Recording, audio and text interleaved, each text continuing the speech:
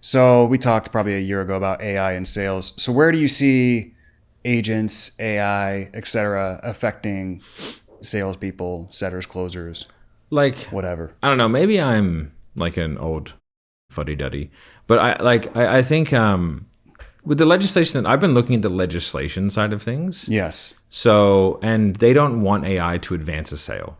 Right. Well, can we, because this is what I say too, is there's like, to lay this out and just to make sure people understand, there's sort of different aspects around the AI plus sales conversation. Yes. So number one, there's, can it act, how good is it actually going to be? Right? Is it going to be as good as a doctor appointment setter for a local business? Yeah, probably. I mean, for sure, it's already there. Yeah. Right? Is it going to be as good as maybe a setter or even a closer for like a SaaS business? Because most SaaS companies with their demos, like HubSpot or whatever, they're freaking terrible. Yeah, it'll probably be that good. Is it going to be good enough to sell a complex enterprise process like what you're doing right now? It's a long way away. But that's even just one section of the conversation. Even if you assume that AGI or whatever is going to be able to do all of that better than we can, let's say. Then you have the next side is the regulatory aspect and the legislation, which is like, well, are we even going to be allowed I don't think to so. do that? Because if everybody has this perfect robo-dialer that can call all their leads of anybody who's ever bought their e-commerce gadget or whatever, you're going to be getting how many calls a day because people are just going to be spamming you a million times a day with AI robocalls or whatever. And then there's all of that. And then also the third bucket is consumer behavior. So are people going to want to actually buy from AI? Yeah. So for instance, if I'm selling a gut health, if my client who is helping women post-menopause sell gut health or fix their gut health or whatever so they can fix their hormones or whatever it is that lady who's like 55 gonna want to buy from John AI? No. You know? Or does she want somebody who like really understands her stuff and is like a real person and is flawed and builds more trust that way opposed to this super persuasive crazy AI? Yeah. You know? The other thing is, here's my final bucket. Then yeah, for sure, yeah. The other bucket is these AIs will have to be FTC compliant, right? So as we both know, if you were 100% FTC compliant in sales, it sounds like this.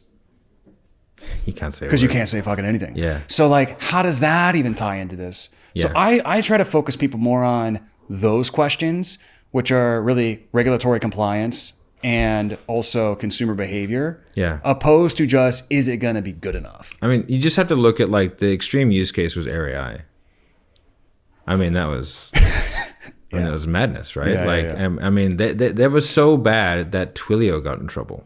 Yeah. Right? Because they were like, mate, you can't, they were like, you can't allow that. Yeah. You saw that was happening. That's crazy. Yeah. Right? And so there was like 10,000 or 1,000 line, multi-line dial with a fucking robot, you know, it was crazy shit. But I think that the problem is like, if you extrapolate out the scumbag and you go like, someone's going to make a grandma scam in AI and it's going to be the perfect grandma scam in AI. And like they need to stop that. And like most legislation around telecom, like around calling leads, is based off the scammer. Yes. Right? That's how it starts. Yeah. And so, and they're always ahead of the game. Like they're miles ahead. Right. I always equate it to people with crypto. The first use cases in crypto were people laundering money and doing scams. Yeah. And that's pretty regular with not every, but a lot of new technologies. Yeah. And so like, I think AI will be extremely helpful for sales managers. I think that it'll make CRM farming and the utilization of leads within a CRM infinitely better. So I think that people will have to have less leads to get more outcome. Mm-hmm. I think that the amount of analytics you'll be able to get is fantastic, and you'll be able to make people better. And just because anything that you have to do that's manual right now, like that's kind of annoying. You could just have that do it. But I think in terms of like advancing a sale, I don't think it's going to replace sales. Also, unless it's a very easy transactional sale and the regulatory compliance stuff for whatever reason, we're not even taking that into account. But you know, but I agree. If I'm a doctor or a chiropractor and I'm running a Facebook ad and I just got to get somebody to show up. Yeah. Okay, I think AI tech. That's really you're not even really a salesperson though if you're doing that. Yeah. If you're looking for a mastermind to take your business to 10 million a year plus, then you want to check out our 8-figure border mastermind. So after doing 100 million in total cash collected for my own companies, I've created a mastermind where I really pull back the curtain and show you exactly how I've done it. So I not only share with you what's working for us across marketing, sales, fulfillment, operations, finance for all of our different companies. At the same time, you can network with some of the top people in the industry and also listen to world-class speakers like Patrick Bet-David, Dean Graziosi, Neil Patel, Tom Bailu, and many, many others. So if you're interested, check out the link in the description and get more info. AI texting is always going to be huge. I think AI voice is for sales just will not be allowed. Like personally, I just don't think it's going to be allowed. It's already right now. Like it has like there's some real legality right now. You have to have a human that it can transfer to, and your abandon rate is tracked. So like if you have to hang up on more than 3% of people, that's a real problem.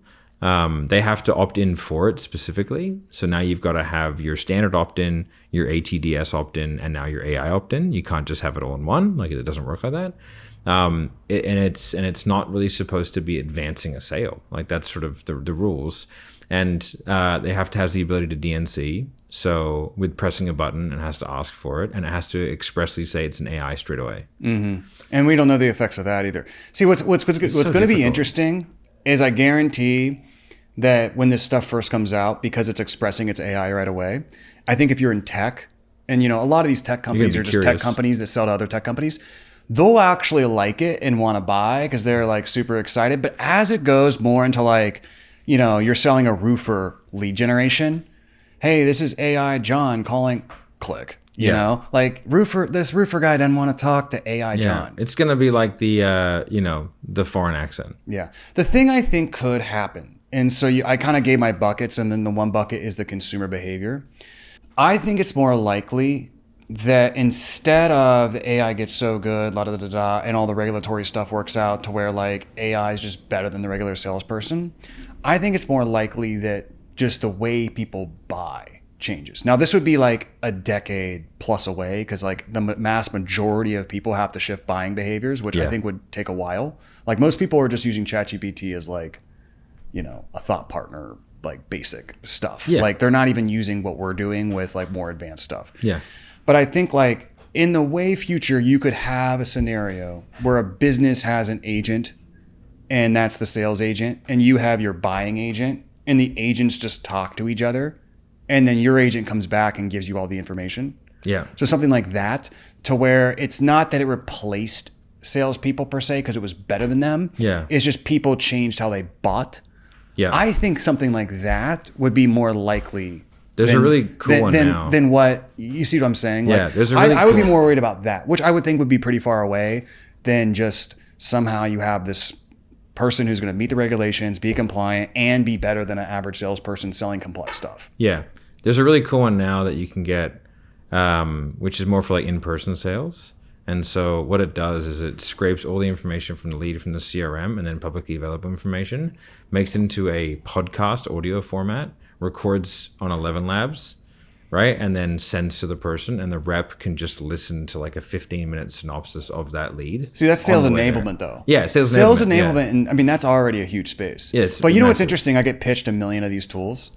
And most of them are just, the thing is, they're just not vibe code AI. Well, and also bullshit. The thing is most of these guys have never run a sales team, and so they're like, "Look how cool my tool is." Yeah, and I'm like, "Yeah, like it's okay." I'm like, I don't really know what my manager's going to use this for. Like, it's not that great, or this is good for a manager who clearly doesn't do their job.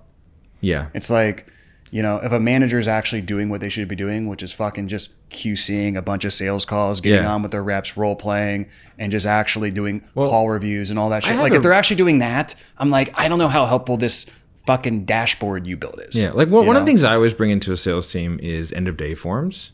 Yeah. And people go, "Oh, you can automate it." I go, "Yeah, I know I can automate it, mate. But I want them just for a minute, just at least them looking at what they're doing." Yes. Just the act that they have to stop and write it down. And also in an end of day report, which for people who don't know, you list out all your calls, what happened, what was the next step, like what was their objection, Yeah. It's like in a 2, 3, 4 sentences. I like it to be imperfect because, the salesperson's never going to be like, well, sometimes they will, but a lot of salespeople are not like, "Oh yeah, I fucked up this deal." Yeah. Or the common thing is they'll say, "Oh yeah, super bought in, gonna buy tomorrow." Right? So they think it's fucking good. I know if I see that though, I teach my managers to review that call Yeah. Because what do they miss? oftentimes they don't miss the deals. Like occasionally they're like, I missed the deal, I fucked this up. But most of the easiest deals that they should be getting that they're not getting are deals they think are going to close, but don't close. And even the AI can, I think a lot of times have a too high probability in that stuff too. And so it's like you want to find that stuff because that's where their blind spots are. Yeah. Because you know me and you will review that call and be like, dude, this person's not going to The first 4 minutes, you're like, nah. And it's not going to close tomorrow. You missed it. Yeah, but they thought, that's why I like them to do it manually. Yeah. Because you can see their thinking and their level of awareness and accuracy relative to what it actually is. Also, there's the thing about being an active participant in your own development. You know, like when someone's like, you probably coach people who are great to coach, right? And they come prepared. They know what's going on. They have very specific questions. And you're like, oh yeah, you're using me to facilitate your development, right? Whereas like if I have to come up with everything, like you're not learning anything, you know? And so like, but having all the data points and understanding it, like I get people to do an end of call form because only for a little while, because it allows you to get time data. So you can get like, you can get the times of day and the days of week of the highest show rates. Right. You know, like it's just an easier way of getting that information. Because a lot of people think they have a show up problem, but like they're booking in mums at 3 p.m. It's like, bro, like just remove all this time. That's so true. And you have a 70% show rate. There's a lot of businesses who need to shift their sales force to PM hours for US time. Absolutely. Which means probably hiring Australians. Yeah. What do you think about that? Yeah. New Zealand is actually the best. So if you can get New Zealand is the best time zone for sales. Because you can have people going. You want people going to like 9 p.m. PST. Yeah. Right, which is like, you know, and that's B2C. I think for us with B2B, generally business hours are good. Absolutely. Because you know a lot of people like to play business. Yeah. I'm going to take this sales call, so I'm busy. Yeah. I was really busy today. I took 4 sales calls. They're cosplaying as a business owner. It's very common. Yeah, but people have stupid times. It's just like, what are you doing? Yeah. What else do you think? So in the sales enablement aspect, some things I've seen, I mean, obviously we use SalesKick. That's like a software that's very AI based. Yeah. That basically has replaced 90% of our sales ops department. Yeah. Which is cut probably $240K a year in budget at a company our size. Yeah. So that's like app grading, disposition of the calls, whether to single and double book people, predicting show rate, all the automated LNS confirmations to get people to show up. I've seen that. I've seen good like feeding your sales calls into an AI and doing like sentiment analysis of how to make better copy and even write ads. What else have you seen in terms of sales enablement, sales management, sales ops, AI wise that you think is interesting? The overall, rather than going into specifics, is removing the requirement for rock stars. Right? So like if you're a rock star sales manager, they just kind of do all that. They know all of it. They can look at the data and go, I see what's going on there. Yeah. Like me and you, I can look at sales data. You can look at sales data and go, that's what's wrong. Right. And then walk out. You know what I mean? That just takes a lot of, it's pattern recognition. That's all it is. I've seen that before. Try this. Yeah. Right. Whereas like with AI, it can be tuned in a way to where you're making the difficult insights simple to see. Yeah, and I think that's a tough thing when I get pitched these tools. It's like I'm like, you know, like how good is the input? I'm like, we do such a good job on this, like, and our people aren't stupid. But I don't think about like the average sales team. But you're probably a rock star magnet. Yeah, right? Well, that's what I'm saying. Yeah. But the average sales team is by definition average. Yeah. So like for them seeing that X% of their calls are financial objections or whatever, I don't know, like, or a sentiment analysis because their sales manager's not doing their job and not doing call reviews, or like if 80%, or they're just bad, could be very valuable. Like